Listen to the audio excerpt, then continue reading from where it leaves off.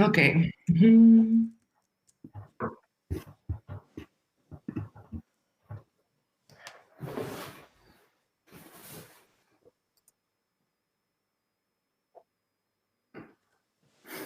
It says 57 minutes mark on the on live stream. Now the presentation is there. Yes, perfect. Just Perfect delay. presentation. Yeah, so we are live right now. Cool. Okay. Yes. Hello. Let's get started then. If everyone's ready here. Yes, we are all ready.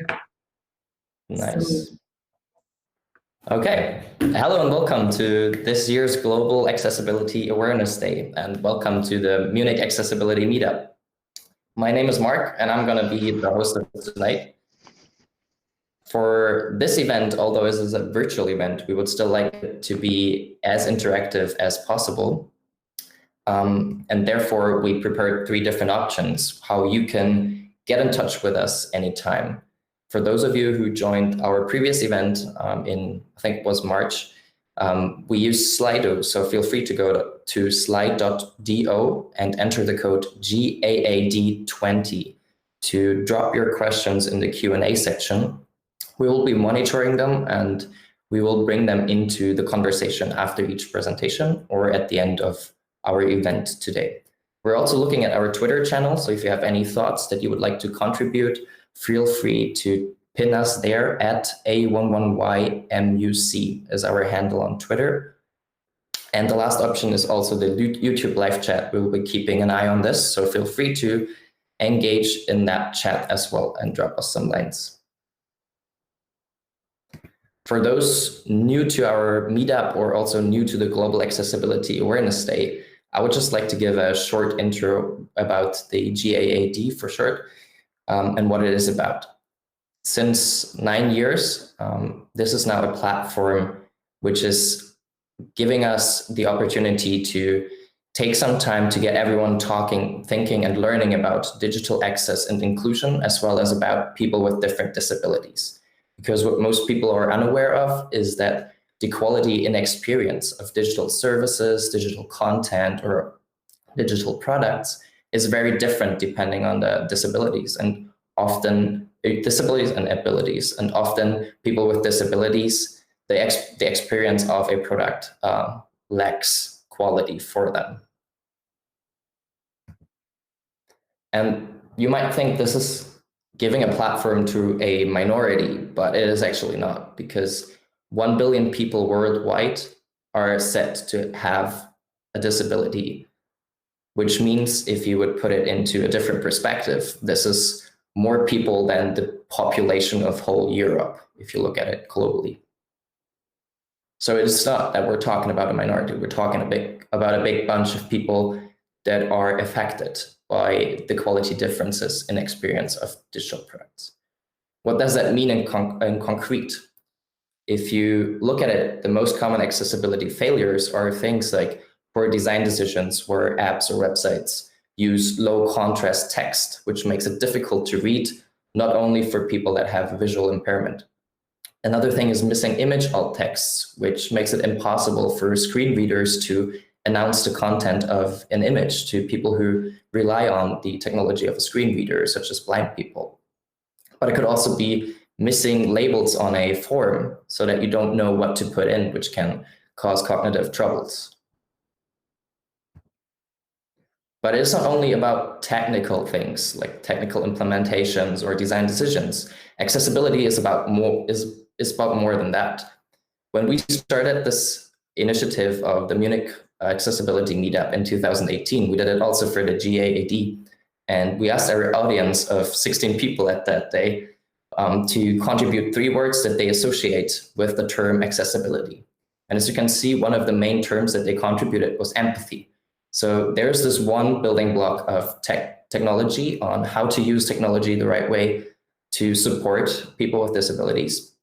But also about empathy means that this day should also be about us learning to gather empathy for each other, to understand how it might feel to use a website with a certain disability. And this is where we want to bring light into. And that's also the reason why we initiated the Munich Accessibility Meetup 3 years ago. because we wanted to bring together people that are curious, that want to learn more about web accessibility, and to give a platform to the inclusive design community to talk about these topics, to share experiences, ideas, and to learn from each other's best practices. And then finally, to collaborate on building a more inclusive web altogether. And by we, I do not only mean myself, I also mean my co-host and co-organizer, Nuria. Maybe Nuria, you are also in the chat here, so maybe you can introduce yourself briefly. Hi, everyone. My name is Nuria. I'm originally from Barcelona, even though I'm living here in Munich for quite a while. And today I'm going to be part of the host. I will be watching at your questions. I'm going to be looking at Twitter, YouTube chat. So please feel free to reach us and to ask questions and to interact with us. And I will be forwarding and looking at different screens and different devices at the same time. So thank you for joining us. Thanks. For my side, I am currently studying cognitive systems and interactive media in Barcelona, where I'm researching on how interactive technologies can be used to support children with autism and learning about social initiations and social behaviors.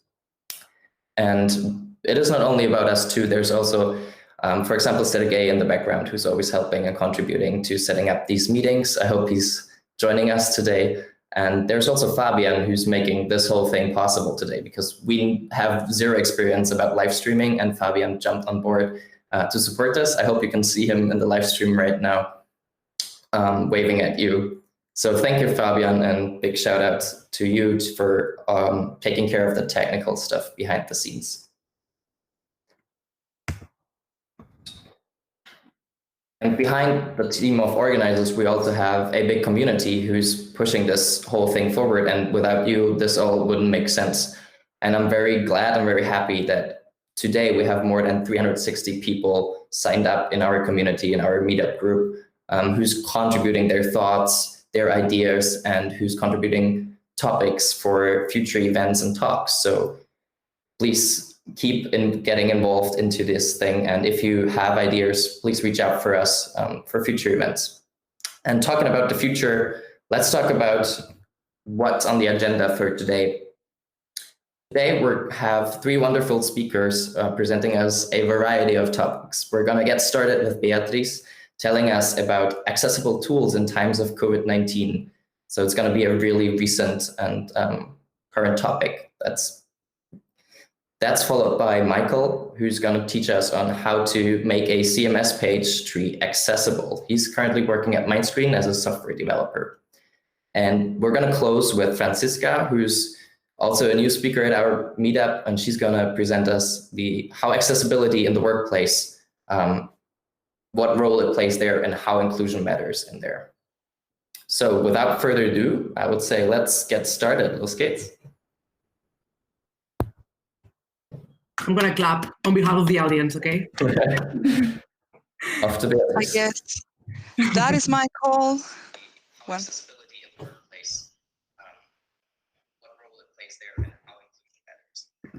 And of course, Michael, please, can you please mute your mic? hi. Somehow I got disconnected. Can you hear me? Yes, Hi. we can hear you. Awesome. So my video should be working and my presentations are loading. Great. So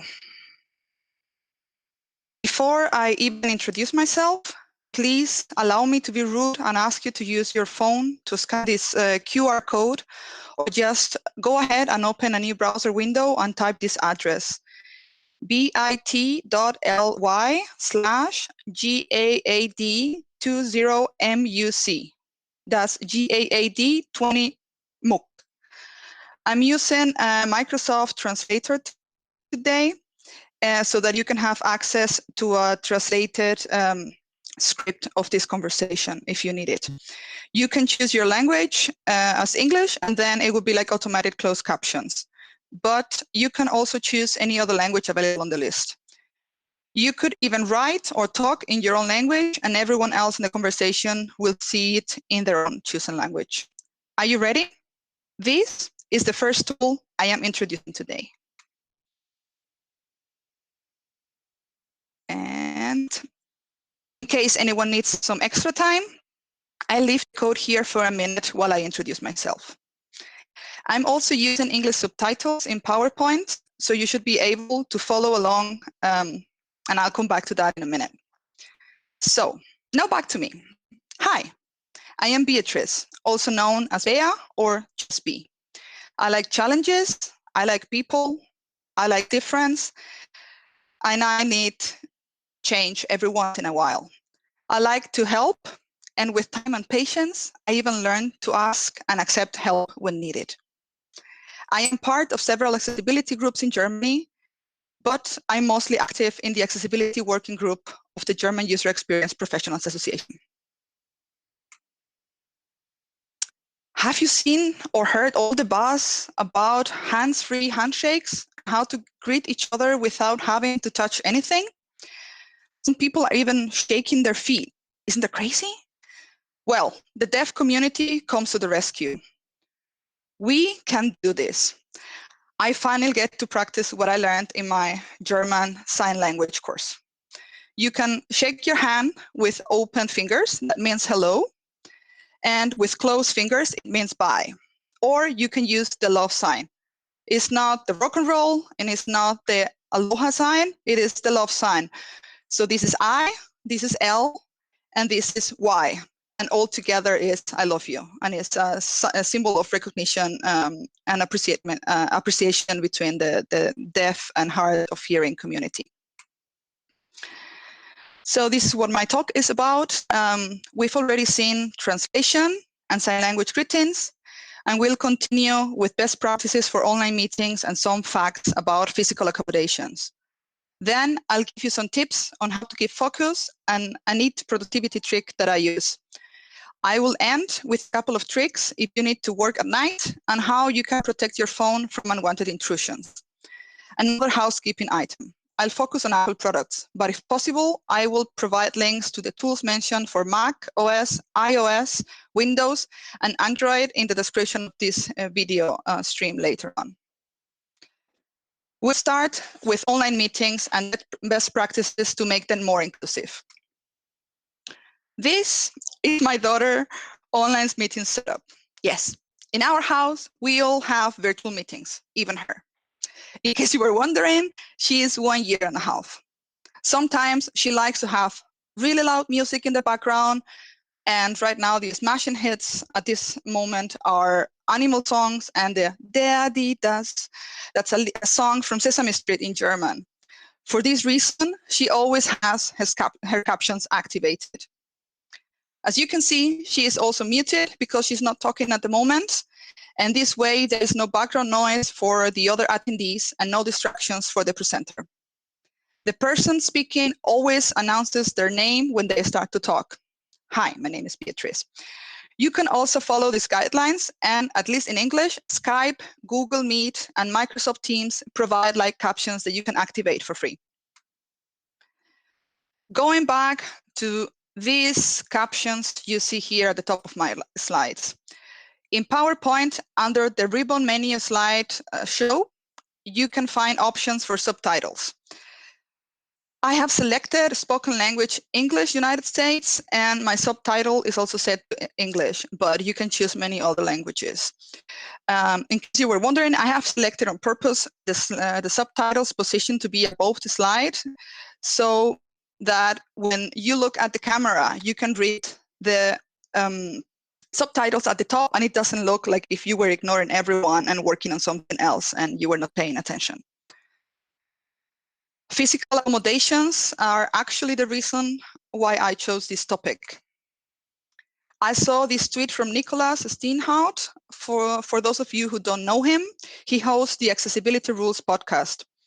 He tweeted that he was seeing more able people than ever hitting the automated door opening switch with their hips or their knees. Something that was meant to increase accessibility for mobility disabled folks turned out to be good for everyone in this time of virus propagation. Abled people using something designed for a disabled person. Wow. Who would have thought, right? I first saw an automatic door opening switch during my first year abroad. I attended Missouri State University and couldn't stop using them. Let me tell you this, they are great when you're moving in and out of the dorm. But I was not the intended user they had in mind when they designed it. These switches were the result of the ADI, Americans with Disabilities Act. And they were designed for wheelchair users or people with motor impairments. But of course, they accidentally also were a great improvement for parents pushing strollers, for people carrying heavy suitcases, people carrying anything in general, or just this excited Spaniard on her year abroad at her new university. The thing is that pre-pandemic, people who had working free hands used them to push the switches. Now this has changed. The switches are being used with the elbows, the hips, or the knees by people without disabilities to open these doors, where before they would be just used in their hands. Then our IT lady in Frankfurt sent us a picture of our office toilet doors with a 3D printed handle that even glows in the dark, so that you can open the door with your arm instead of your hand. I mean, how cool is that? It glows in the dark. These were also meant originally for people with mobility impairments. Ha! Who would have thought, right? The talk was really coming together. How to keep focus while dealing with the stress and the chaos that working from home during a pandemic implies is definitely a challenge. Mental health issues like depression, vestibular disorder like Meniere's disease, and some medications can produce side effects called brain fog. Brain fog is the inability to have a sharp memory or to lack a sharp focus. You just really feel like you're not yourself and you're unable to think clearly. Sounds familiar? The goal of the following tools are to decrease your mental load, decrease our insecurity, reducing the fear of accidentally forgetting something, and they also help against FOMO, the fear of missing out, by helping you prioritize better.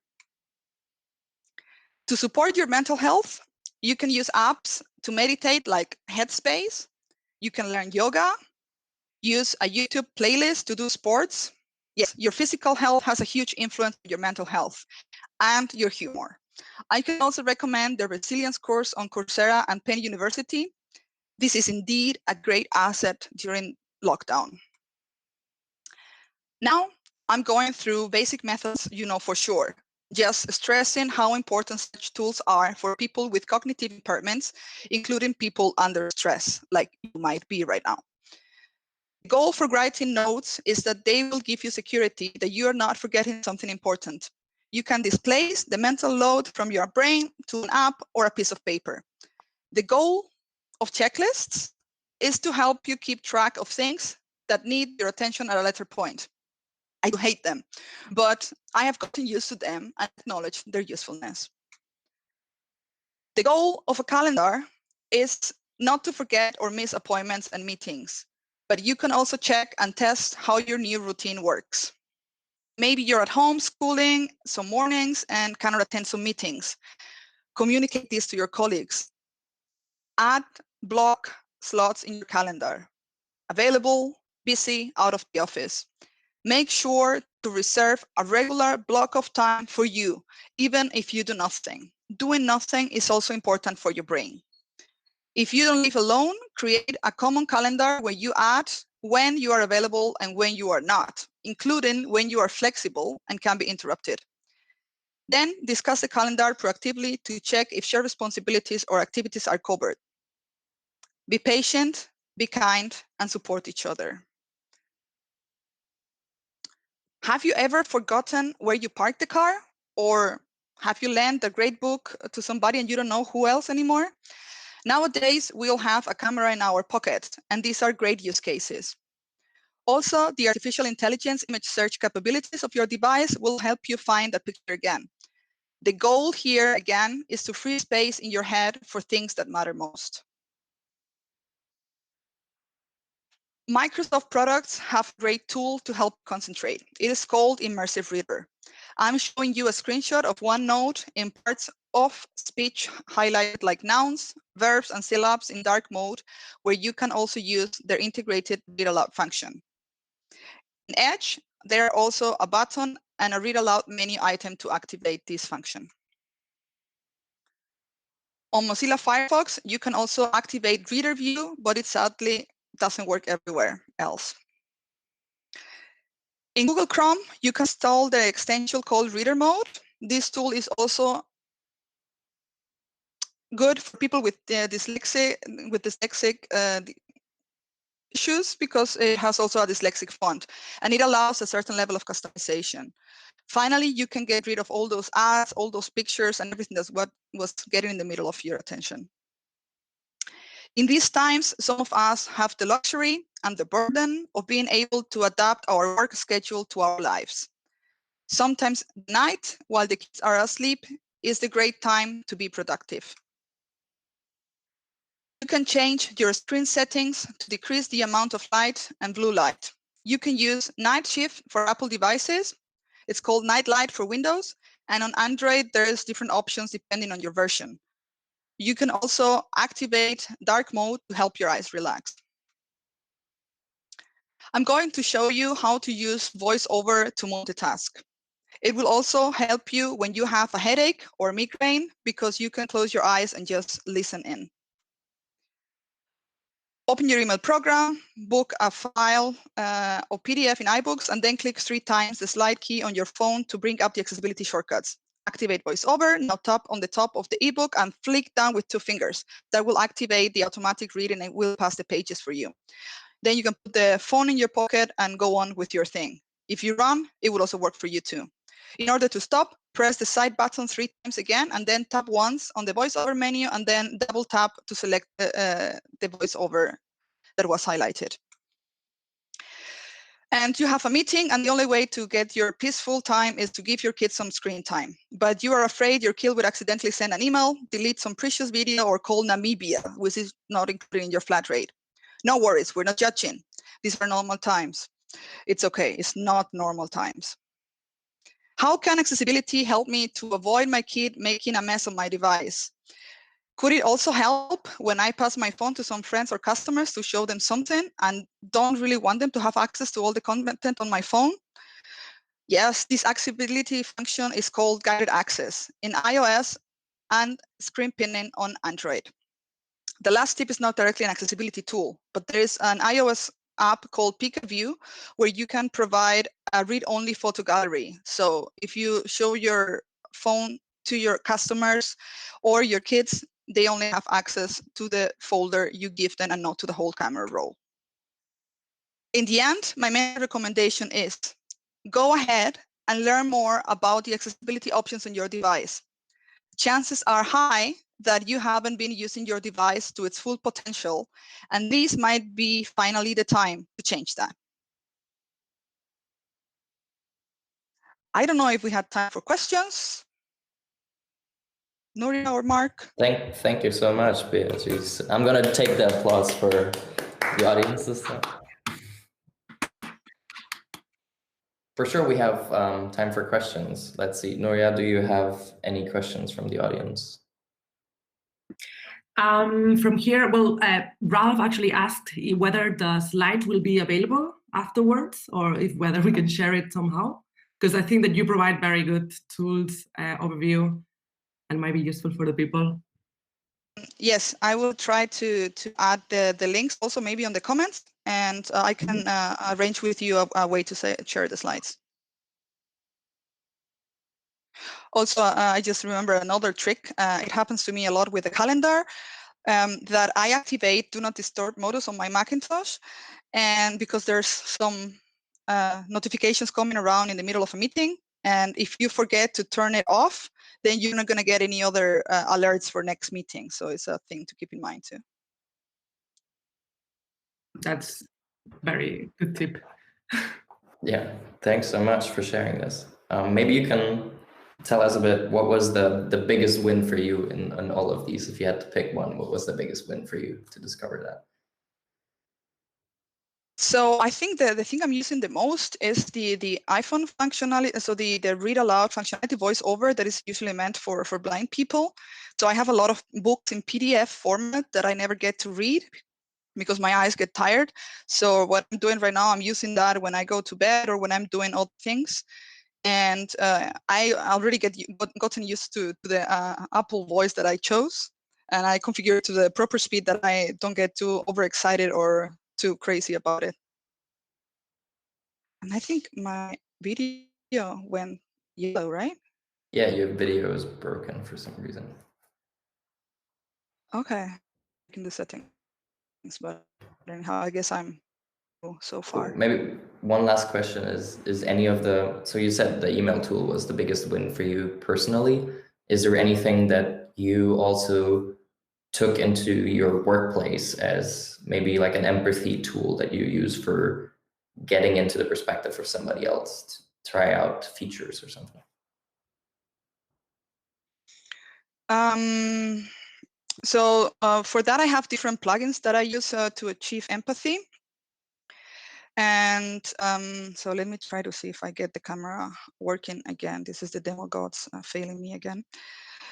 So It's currently working. It's currently working. Okay, I don't see it anymore. Awesome. So yes, I have different plugins that I use to gain empathy. So you can simulate different disabilities and get developers or yourself to try your pages or on the work you're doing.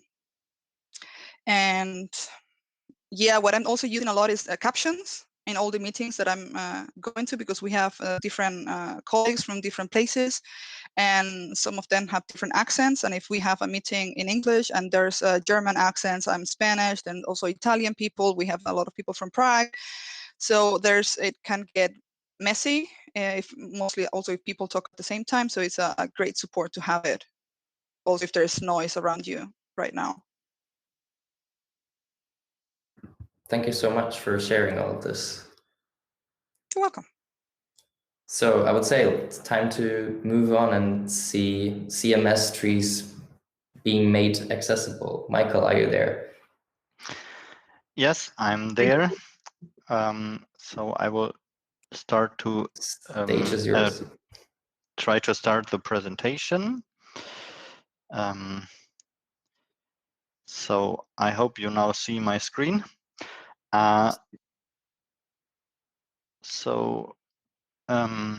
Thank you for your introduction, and thank you for the accessibility tools I got to know by the previous talk. I will now show you how I help to improve an existing open source tool in terms of accessibility. So my talk will be about making a CMS tree accessible. About me, I'm Michael. I'm located in Munich, and I work at Mindscreen with a focus on accessibility. I'm also the lead of the Typo 3 Accessibility Initiative. I will talk a little bit more on that later. Yeah, so Typo 3 is a CMS I am working with a lot, and it is an open source CMS. It is multi-site capable with multi-language support, and it is used by large institutions like universities. So it is capable to handle a large amount of pages. So having a good page tree to navigate these pages is quite important. The status before I was starting to improve the accessibility was that Typo 3 has an SVG page tree. So to the ones that do not know SVG, it is a vector-based graphic. So there are no links like in normal web pages. It is just SVG groups and elements. And it was not usable with the keyboard at all. So yeah, you were not able to navigate in the page tree using the keyboard only with clicking. Earlier versions of Typo 3 had an A tag for every page. So A tags are the links in normal websites. And this made users able to go to the single page with the keyboard, but it is not the best way. So in the end of 2018, there was an issue created in the issue tracking system of Typo 3 named page tree is not accessible via tab key anymore. And the first patch was that was suggested was adding A tags for every page element again to make them accessible. Well, accessible in terms of you can tap to every page. That would have restored the old behavior before the SVG tree was introduced, but it is not helpful in if you have a lot of amount of pages, because you really would have to tap to every page before you go to the next part of the CMS, like adding content or things like that.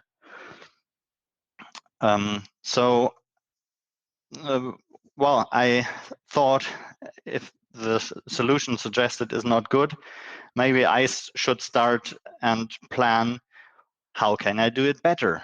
So in the beginning of 2019, I had the first ideas that I would like to fix it in a way that is helpful for everyone. So what did I do? I got in contact with the community. I asked a lot of people on bar camps like the Typo 3 camp in Munich, where people meet and talk on everything around Typo 3. And in September 2019, I realized that the Typo 3 accessibility initiative that was there was inactive because no one was taking control. So I asked, can I maybe restart it? And I was happily welcomed, and they invited me to take the lead of the accessibility initiative. And asked me if I would like to take part in the Typo 3 Initiative Week, which is 1 week in October 2019, where a lot of people working on Typo 3 in initiatives meet and work together to improve the CMS. My idea was to fix the page tree in 1 day during that week and get to know to the community and work together with the others. So first of all, I want to give you a short view how the page tree looks like. So it is similar to the page, the folder tree in the Windows File Explorer. And so I thought, what would be a best practice to work with it? And I found the tree view pattern of the Y-ARIA rules guidelines, and it behaves like the Windows File Explorer. So a lot of people know how it works, what keys are there to use. And so I said, okay, I will try to adjust the page tree in that way. So what I thought the page tree structure will look like is a nested list of pages where you have the root page as a top element, and then as a children, the pages of the first level, and every page that has children has a set of pages as children. Well, it was not that easy. It was a little bit harder because the tree is an SVG image now, as I already said, and it is not structured as a tree. There are plain lists of elements in this SVG. If you know SVGs, you maybe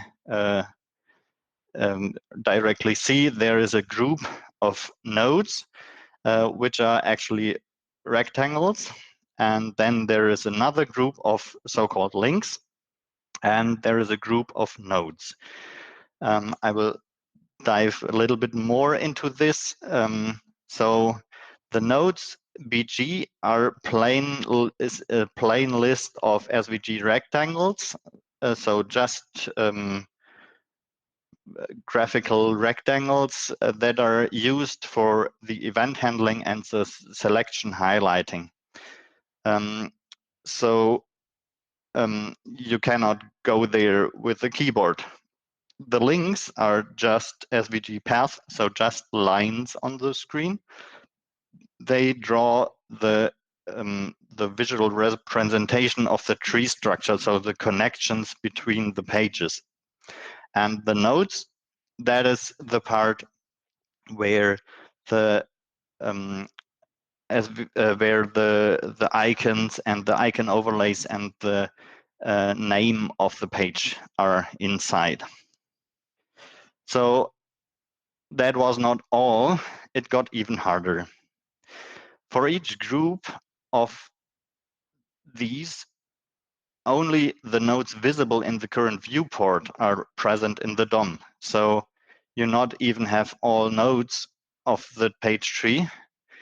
And not everything is available for the browser accessibility tree, so it cannot be forwarded for accessible software like screen readers. And there's no logical grouping of children. So you cannot decide if the next element in this list is a sibling or a totally different node on another level. So how did I manage to get the browser to know how the tree looks like?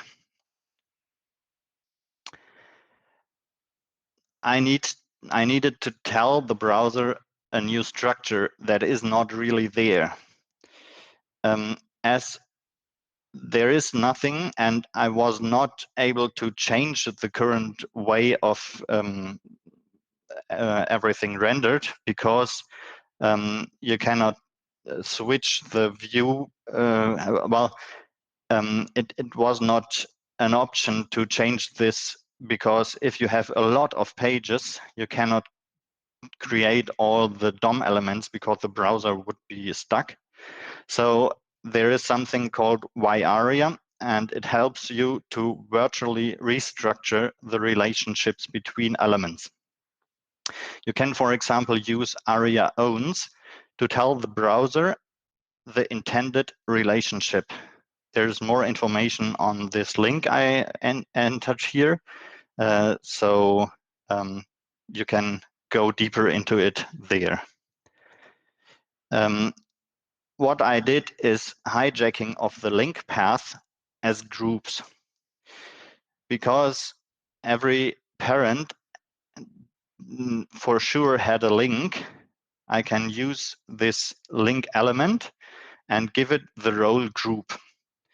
With this role, the browser knows this is grouping something.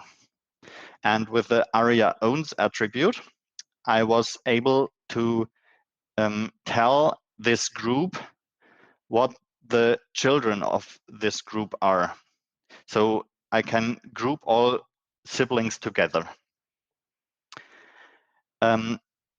Using the nodes as the actual tree was the second step. So I gave this nodes group the role tree, and the elements inside the nodes tree the role tree item. Now I had to tell the parents what the children of this parents are. So I added the ARIA owns attribute to every parent and tell this parent the group identifier of the link that groups the children of this parent together. It sounds a little bit complicated, and it was a little bit complicated, but I managed to do it. So to give you a better overview, in this page tree, you have the link, which is the line drawn here to the pages element. And this line has the group identifier 65 in this thing. And it groups all the identifiers of the children. The node pages has the identifier 65, not the group 65, but the node 65, and it owns the group identifier. So this way it knows it's a parent and it has children. Additionally, I had to add ARIA attributes for the level inside the tree, the set size, which is the number of the siblings, and the pos in set, which is the position in the list. If a parent is expanded, I also add ARIA expanded true, so the browser knows it's an open parent node. For a simple node, so a simple page in the page tree, it only has the role tree item and the ARIA attributes for the level, the set size, so the number of siblings, and the position in this siblings. So the tree structure is done, but it's not enough because the browser does not have the interactions with this tree implemented using the ARIA attributes. So we have to do the interactions with the keyboard on our own. So using the keyboard tab key is normally to go to the next focusable element. But inside a tree widget, the focus change is done using the arrow keys. So this needs to be implemented. And so if someone is outside the tree widget and taps, he got to the first, to the only focusable element in this tree view, and then changes the focus inside with the arrow keys.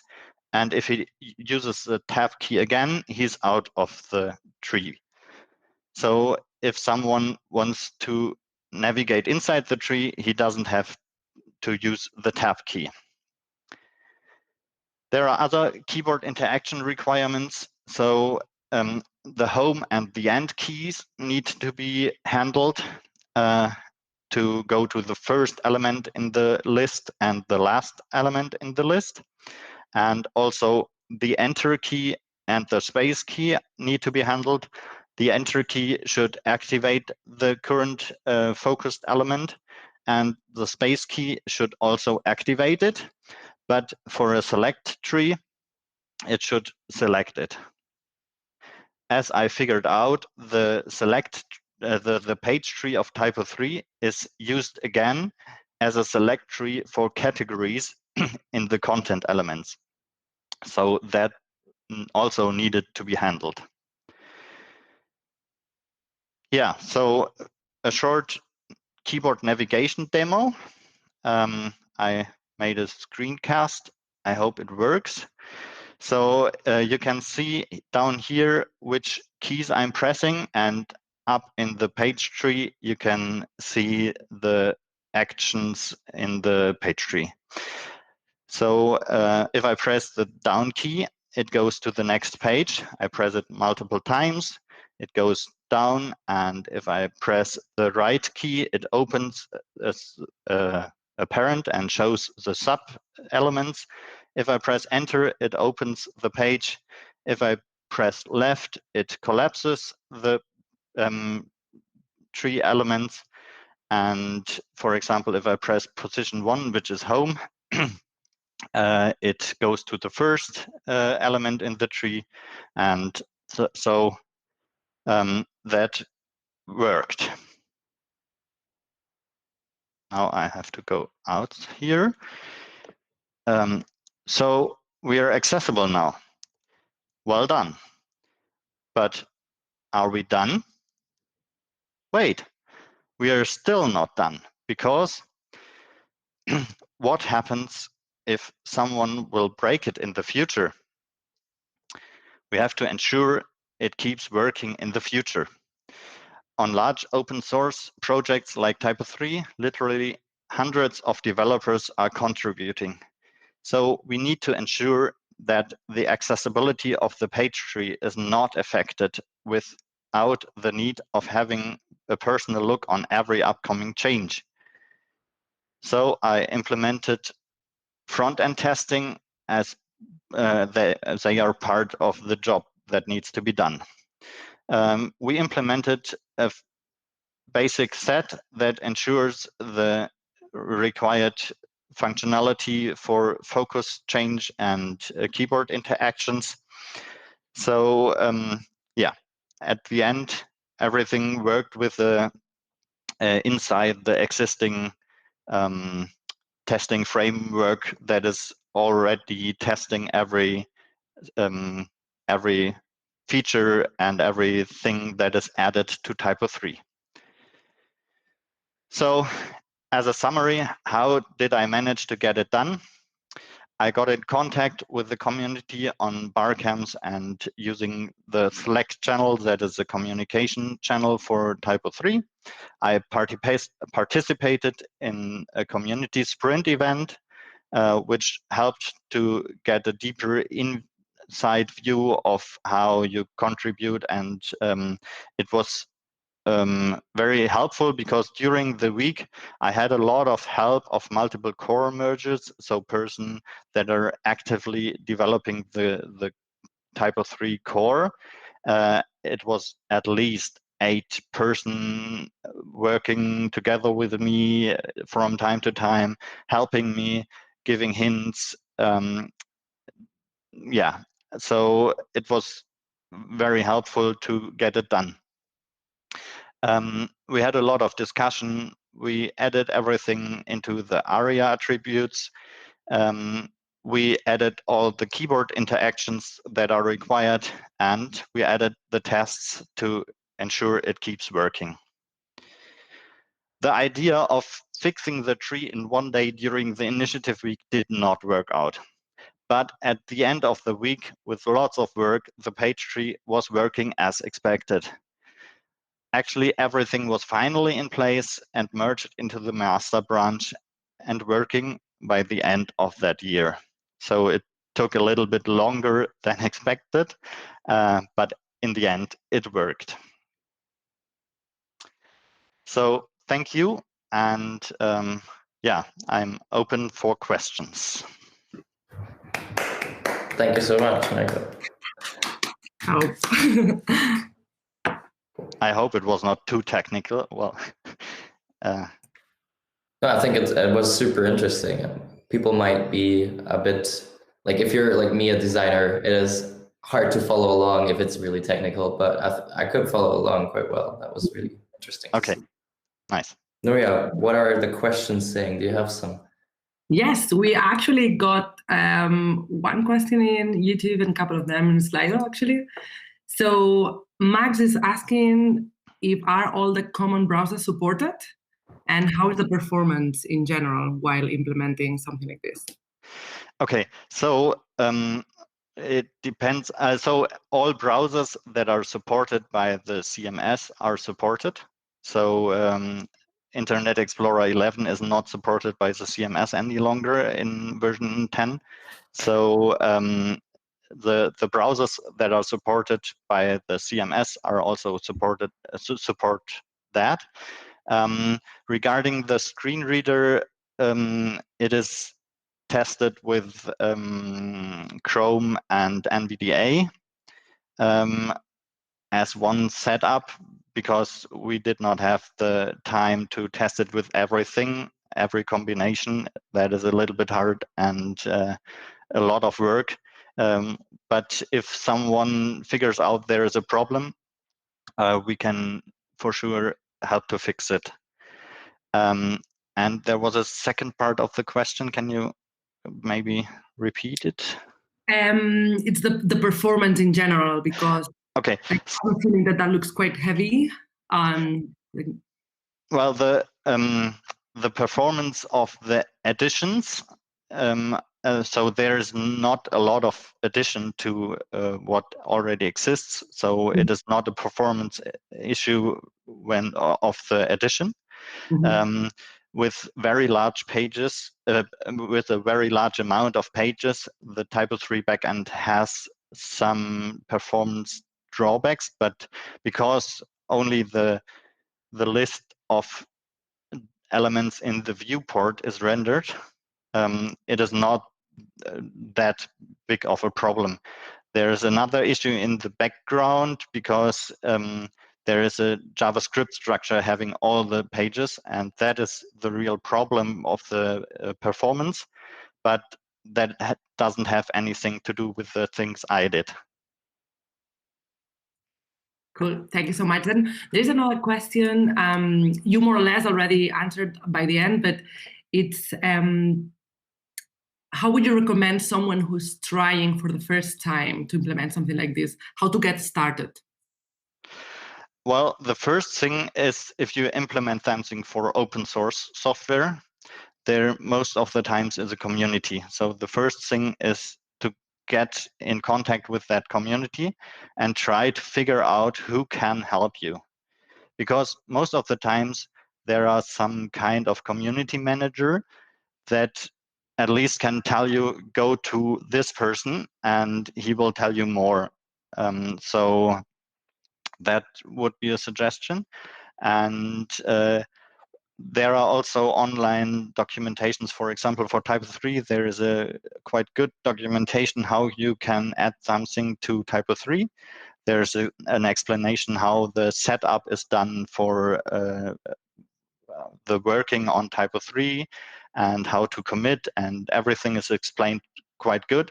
So yeah, you can either contact someone of the community or try to find the documentation how it is intended to be done.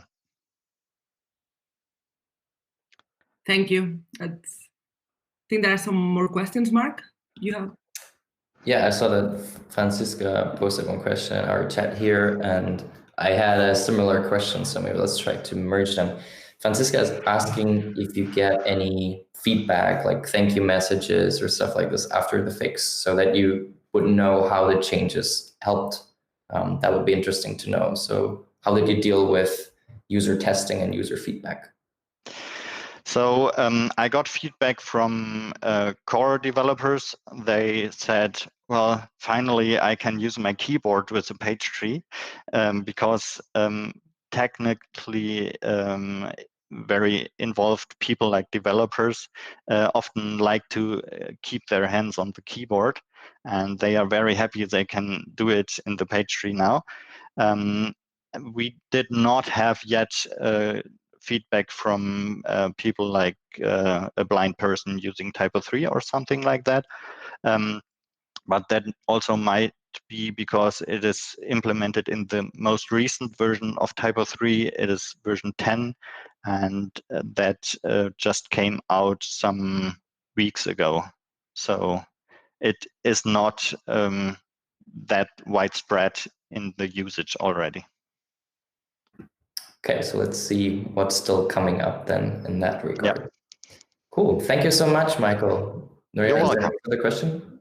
No, that's it. I think you already provide some links on your presentation, so hopefully we can also get the slides and the people can also look at these links and contribute as well and check all the documentations. I think that would be very interesting, but thank you so much. I'm just gonna take the chance right now to also thank everyone who is in the live stream. say hello to everyone as well. And thank you so much for the interaction, the questions, and also the people in Twitter. So please keep asking questions, keep reaching out us, and we will forward here on the screen. Exactly. Thank you, Michael. Thank you, Michael. And then without further ado, I would hand over to Franziska and why inclusion matters, how to deal with accessibility in the workplace. Thank you. I will briefly share my slides and then we can get started.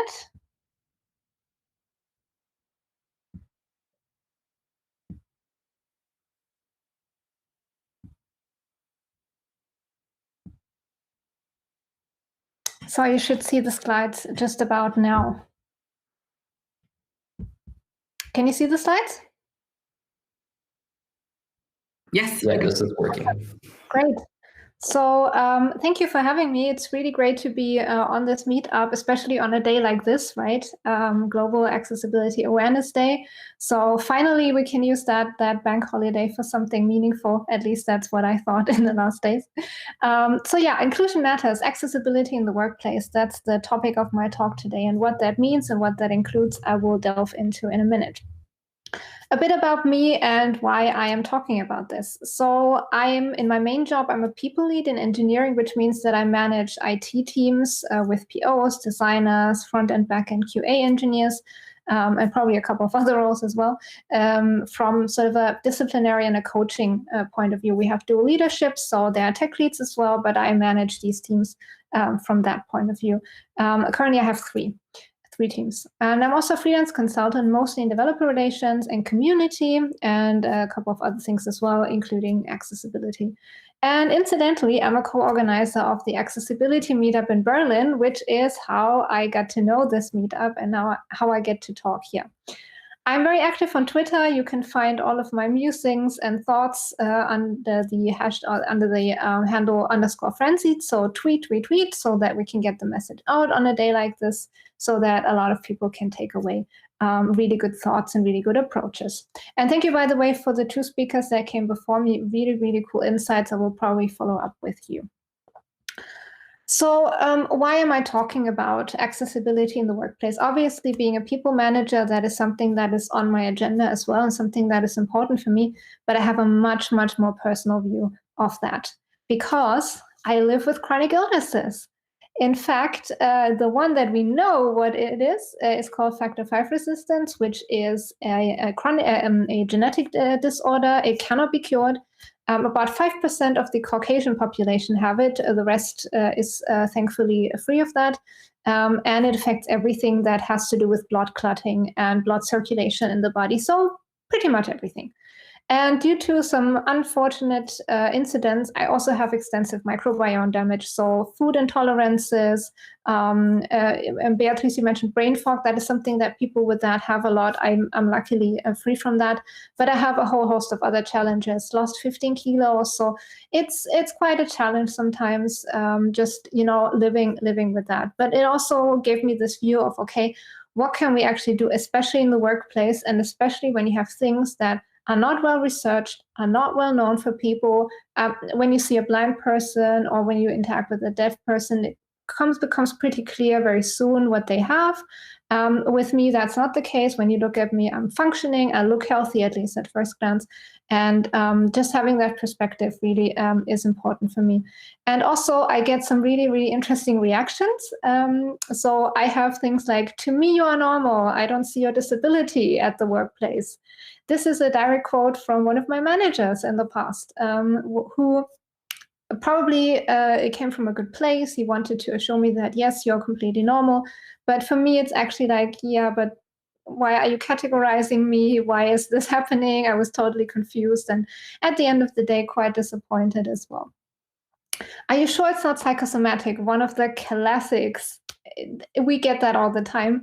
Yes, I'm fairly sure. I know the physical symptoms. So yes, thank you very much. But again, it comes from a place of you want to help. You want to sort of have this hope of maybe it's not there, but it's actually doing sort of the reverse. You poor thing is also one of those classics, which I'm not. I always say that having chronic illnesses, you are very motivated, you are very research invested, you have to take hard decisions on a daily basis, which are all really, really good qualities to have. So when we look into what are we actually dealing with, especially at the workplace, from an accessibility point of view, a lot of you will probably be much more familiar sort of with than the average person, because you have looked into accessibility. But just for a brief overview, of course, we are dealing with disability, which can be visible. As I said, people that are in a wheelchair, that's one of the most touchable aspects, basically. But we can also have non-visible disabilities, and they're also temporary disabilities. So maybe people have had surgery, they need to regenerate, so they might have temporary situations that they usually don't have. Then we have chronic illnesses, which have this wide spectrum. I know a lot of people with chronic illnesses, and they are as diverse as you can imagine. Both the people and the chronic illnesses, and also within a chronic illness, you can also have quite large spectrums. And neurodiversity, I mention it always, not because it's necessarily a disability, but it can, with a lot of people, lead to mannerisms that might not be easy to understand for others. Usually it's also associated with people on the autism spectrum, and people that have ADHD, dyslexia, dyscalculia, and so forth. But sometimes the people who have that, who live with that, might need some accommodations in the workplace as well. So I listed it here as well. But as you all, or hopefully know or will know, is that accessibility is not just about having sort of designing products, devices, services, or environments so that they can be used by disabled people. It is there to have everyone be able to use that. And the interesting thing in this definition is that it's not just digital products. We hear a lot about web accessibility when the term accessibility comes up. It's about environments as well. And those can be digital, but those can also be physical, right? And the workplace, whether that is in home office, as we have it currently, or whether that is in a company, that is an environment. And obviously, there's all kinds of assistive technology that can help, lots of tooling that we can use. Beatrice spoke about a lot of them. Thank you, Beatrice, for this cool insight. I will not delve into specific tools today, but I will give you a good understanding so that you can basically find out which tools or which technology is helpful. So how can you actually realize accessibility at the workplace? I have brought 3 very good friends of mine to tell that story, and I would like to introduce them to you now. Meet Samira. Samira is a backend developer. And Samira has recently been promoted to senior backend developer at Singapore SAS provider Calendar Candle. She has been deaf since the age of 5. She experiences severe back pains due to arthrosis. She needs time to realign and focus during the working hours often. She chose Calendar Candle specifically because there was already a hard of hearing developer, so she didn't feel alone, and she also felt that there was a support structure that was already there. And she finds it challenging to interact with her colleagues at times. Most often, her being a backend developer, this happens during the daily, where, of course, everyone is talking. Also, Singapore being a place where English is not everyone's first language, obviously, that can be as well challenging for Samira. So how can you how can you support Samira if she was your colleague? You can support her by having sign language interpreters at the workplace. In Germany, they are actually paid by programs that are offered as well. So you as an employer do not even have to pay for them. I had a colleague who was deaf at one of the companies I worked at. And for the large gatherings, we regularly had a sign language interpreter. But sometimes it's not just for the large gatherings. Sometimes it helps to have them also there for smaller get-togethers. Cell phone. As simple as it sounds, but Samira can interact a lot better with her cell phone by typing on it and showing messages to the colleagues, or the colleagues can type. She can interact much, much better with them.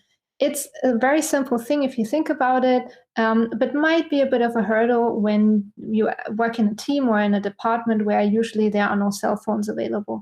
But basically every cell phone comes with a lot of assistive technology already as it is shipped. So for Samira, her cell phone is her lifeline to interact with colleagues that are speaking. Captions, obviously. As I said, in the stand-ups, Samira has difficulties often understanding, so captions help her. The team dials in to sets up a video call to have captions at the same time. So Samira can look at the captions and she can see, oh yes, this is what is being discussed. She can add her own thoughts to this, and that helps her immensely. And that also helps her in one-to-one interactions, obviously. Workplace setup with her back pain and so forth. How can you set up a workplace so that it's usable by everyone? Sometimes maybe there's not a budget to have standing desks because they're super, super expensive. But maybe there's an alternative construction, like one of those cardboard options that you have. With Samira, have her sit in a space where she can watch who's approaching her so that she's not alarmed because she cannot hear anyone approaching, something like that. So it doesn't seem like much at first glance, but these are easy and really simple to use steps that you can already implement to make Samira feel at home at the workplace. And in her case, because she needs to realign and refocus, it helps to have a quiet room in an office space. And hopefully we can at some point go back to the office again, just to have one room that can be a prayer room, that can be a medical room, that can be a dedicated quiet room, just for people. And that includes also people who are not in this situation of Samira, but still need some support and still need some space just to have a little bit of quiet time. So a simple measure of having one room can already increase accessibility for more people than just Samira, and for people that have other conditions as well. But Samira will feel very much included and supported with this kind of setup. There's probably a lot of other things you can also take, but this is sort of the core. Meet Charlie, community manager. Charlie is lead community manager at London gaming studio Game Bus, and they are a wheelchair user. They can walk very short distances, though. They have an undisclosed autoimmune disease. Charlie did not feel comfortable talking about which autoimmune disease they have. Charlie fears the company's activity days because usually they take place in a hotel, and Charlie doesn't know upfront whether there's an elevator or there's good access. And with the past activity days, they haven't really taken that into consideration. Charlie cannot make use of the provided food because of their autoimmune disease. They often have to bring their own food, and they have to really be careful what they actually eat. So again, activity days, hotel, provided food does not work for Charlie. And Charlie feels lonely as they are the only one in the company who are different. Again, with the activity days, not a lot was taken into consideration. Charlie wasn't consulted beforehand, and there is not another person basically who is out or who's identifying as living with some sort of condition. So if we look at that and Charlie's situation, more than just, let's say, digital technology can be seen in the context of accessibility. To support Charlie and to increase that accessibility for them at the workplace, we can obviously think about ramps, elevators, handrails. When you move to a new office, consider if there are these things in place or if you can have them put in place. Oftentimes with protective measures around old buildings, that's not always possible, but you can think about ways and means to actually make sure that this is happening. Or that Charlie, or people like Charlie who are living openly with something where they can indicate that they have special needs, that they sit in an area or they are working in an area where this is possible or where they can be provided. Obviously, disabled toilets is one of those standard things that actually every employer should ideally have, which oftentimes is not possible. I think that's one of the most critical things that we can look at. But thinking about that already helps, especially when you choose new environments. Flexibility in remote working. For Charlie, it's best if they work from their apartment because the apartment is fully adapted to Charlie's needs. And just having, apart from Corona times and apart from Corona home office, having the opportunity to have video calls and to have Charlie feel included even though they are not in the office, that already helps immensely. Having alternative activities on days out. You probably have seen some of these really great job sites where the company boasts about, we went mountain climbing for the last activity. This is great for you, but for people like me who I have bad days where my joints are just really, really aching.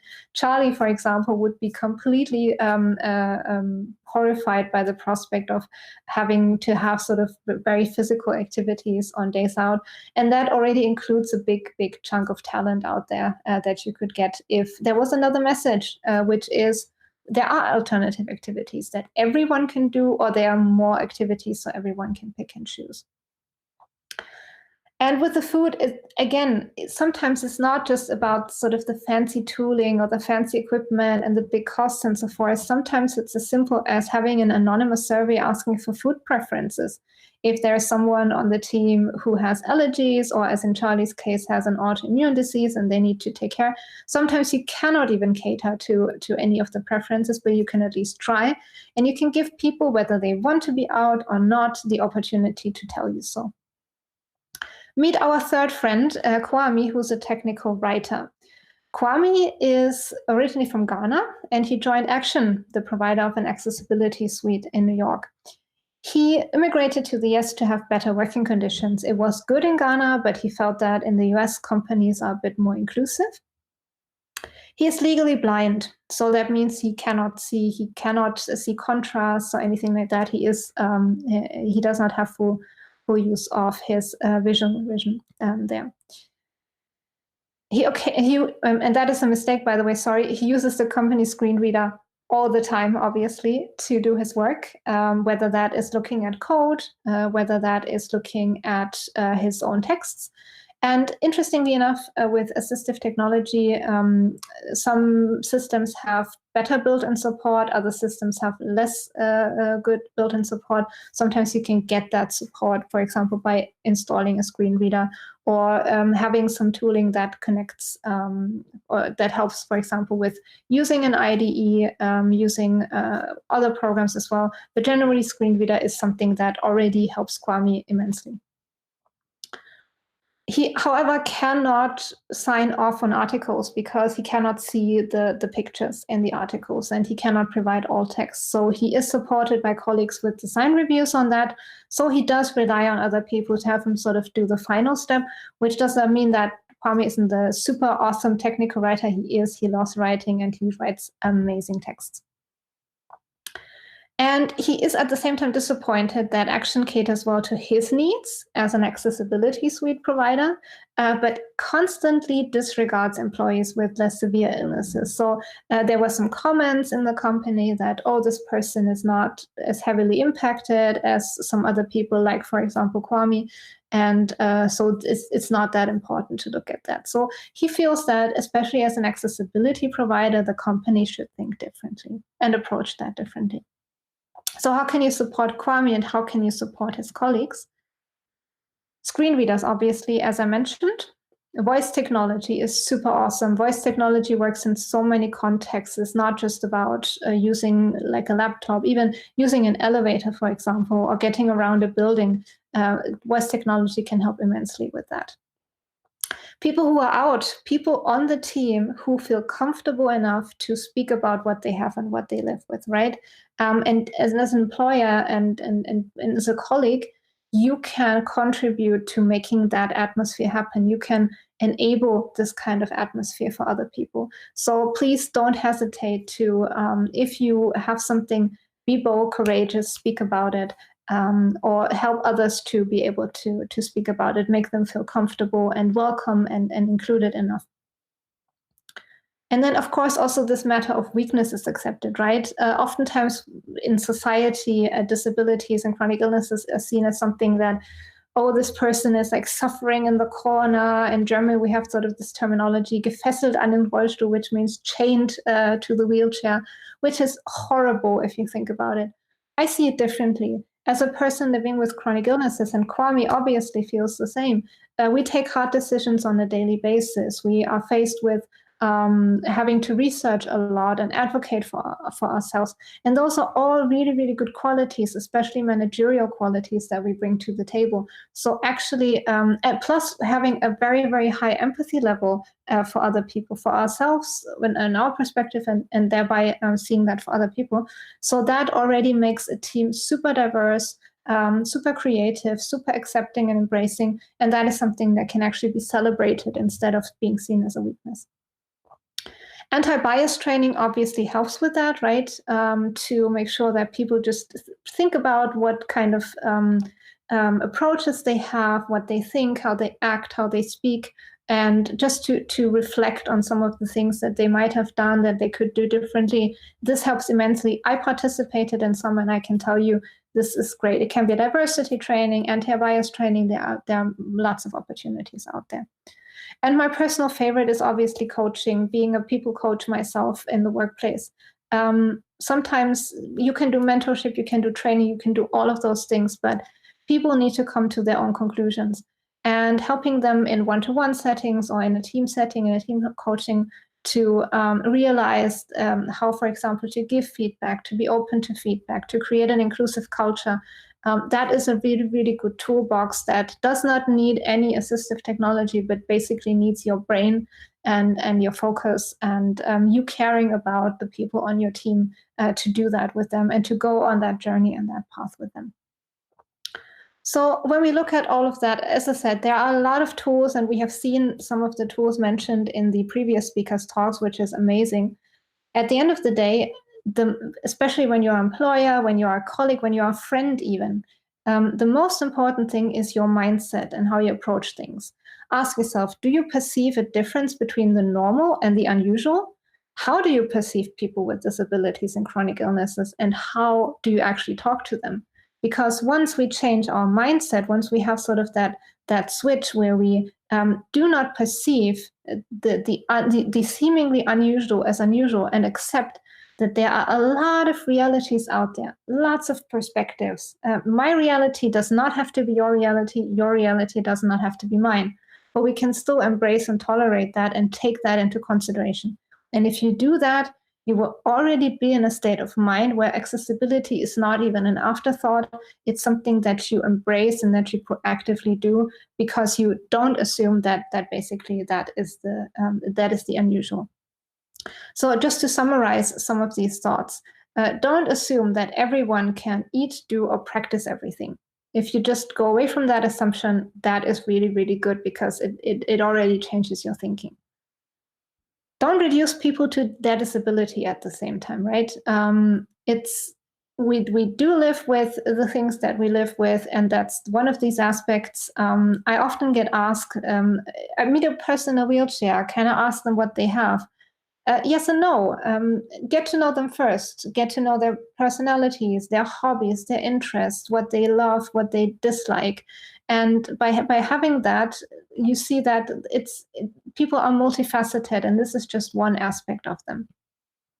At the same time, don't negate a disability. If there is someone who needs a tool or who needs an accommodation, it's obviously good to know about that, to take that into consideration, but just acknowledging that sort of in a quiet way. If somebody explains what they live with, don't overrule them or generalize, especially in the workplace. If somebody is brave and courageous enough to come up to you and say, look, I have this and that, and I need some extra accommodation or extra support, believe them first and foremost. Believe them and take that into consideration, because, as I said, we research so much. We are experts in our field, so we can clearly say what works for us, what doesn't work for us, and how we can create a thriving and inclusive workspace for everyone. Try to remember without making a fuss. This one is kind of obvious. I always enjoy when people remember some of the specifics that I live with and that I need, and just take that into consideration and seeing that as, okay, this is her reality and this is my reality, but I can still see it from her perspective. But I'm not making a big deal out of it. It's just, it's Franziska's normalcy in a way. And I love that. And those people are sort of my favorite people on the whole planet who do that. This is amazing, and you will already make a huge step in this. Asking is okay with some people and not with others. I'm an example. I'm very, very out. When I was job searching, I went on a stage and I talked about what I have and what I live with. And that's good. For some people, they just don't want to, and you should not force them. If you ask and they don't give you an answer, this is their prerogative.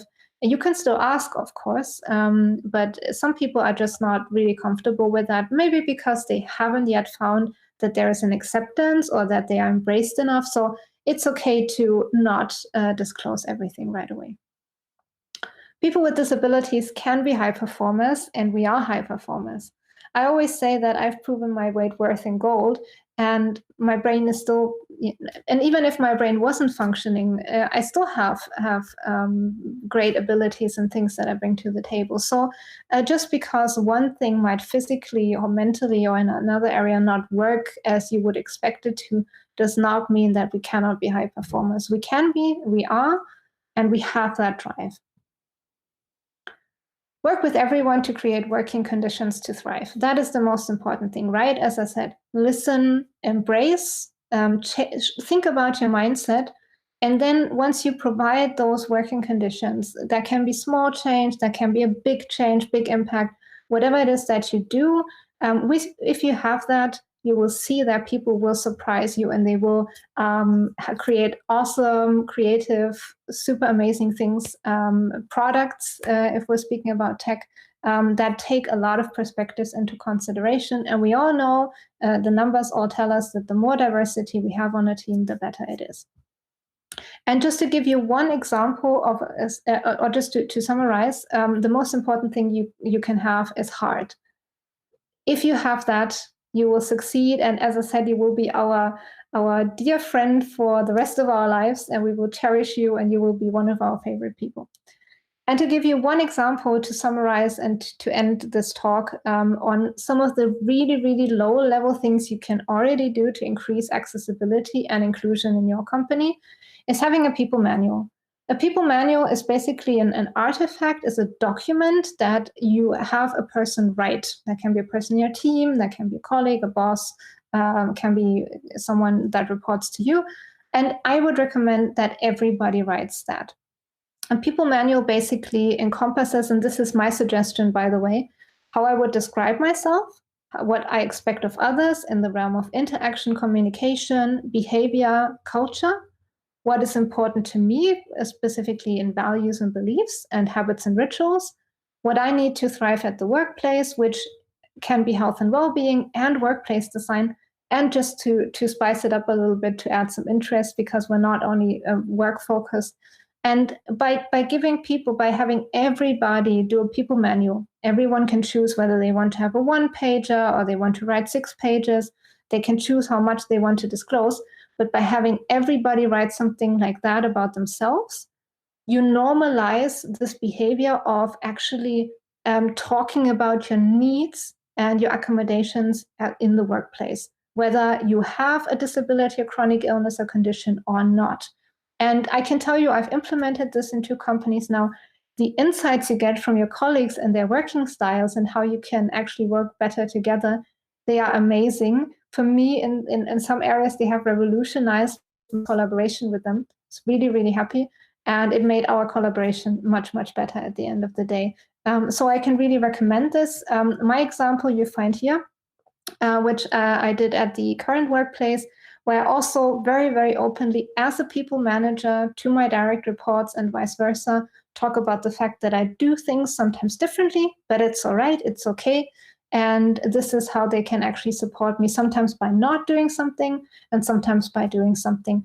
And by being this role model, trying to be this role model, trying to be open about it, by coaching people, by enabling them to not fear repercussion or not having to fear repercussions when they talk about this, you already put your whole company in this mindset of increasing accessibility. So this is what I can recommend you. If you have any questions on any of these aspects, I'd be happy to answer your questions. And please do not hesitate to advocate, advocate, advocate. This is what we need to make our workplaces healthy, accessible, and embracing of all people. Thank you very much. Thank you so much, Franziska. thank you for sharing all of this and also a lot of personal stuff in that presentation. Nuria, are there any questions that you gathered? This is fantastic. I think that you got the people really thinking deep because everything become very silent. I think people are absorbing, digesting the stuff. Even myself, I was like, people manual. I definitely need to try that out. Nice. So I've got one question actually. So basically, right now with the current situation that we are with coronavirus, actually changed a lot the way we live and the way we work, right? How you, a person with like a chronic illness, experienced that? Was that somehow a change that helped you, or it's something that helped you also strive this message actually?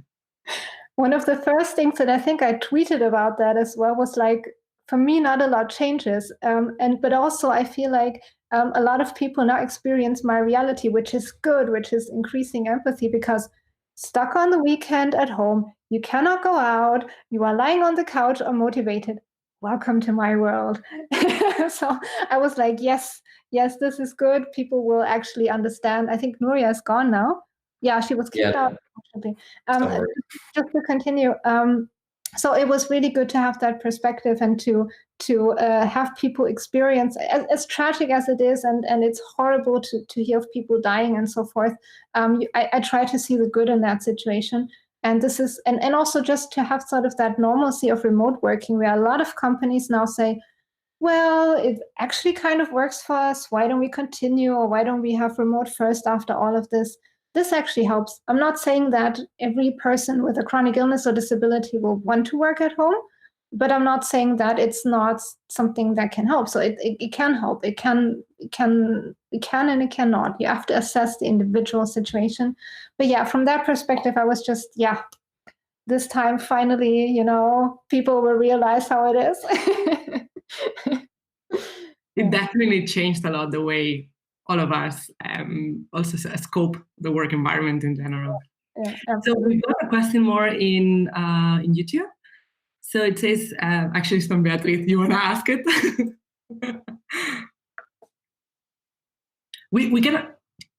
I cannot hear you. We cannot hear you, Beatriz.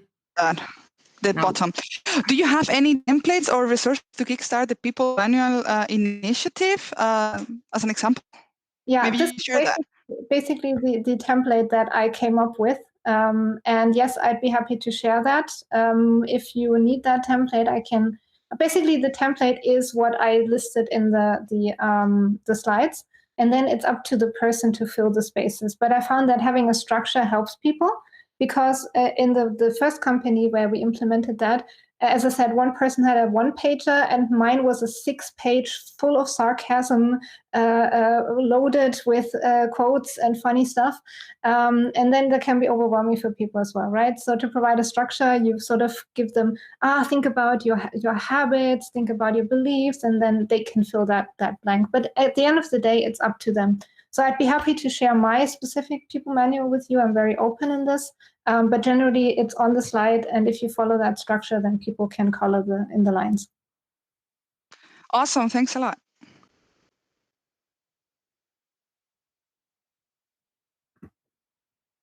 Okay, Nuria, any further questions or? Nothing around here. I think that's.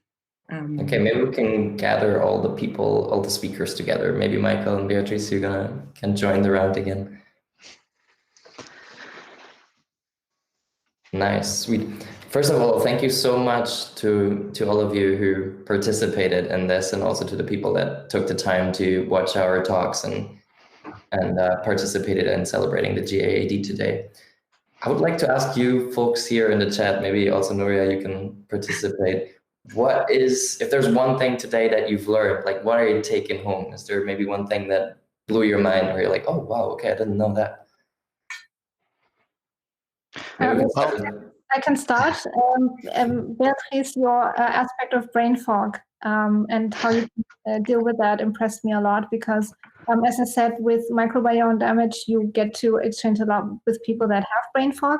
And just knowing how I can give them advice on how they can be supported, that's amazing. Thank you for that. You're welcome. Yeah, brain fog was also the thing that impressed me the most, because I always think, well, I forget things to do that I should remember, and I will definitely need to take notes and do more calendar entries that everyone knows where I am on what time, and that is for sure helping me in the future. Yes, we struggle a lot actually at home because with all the setup. We have a little kid, there's no kindergarten, there's no support, and we both work full time. So it's you need to find your tricks, and there's a lot of tricks out there that people already use. So it's great to have that. So for me, on the Typo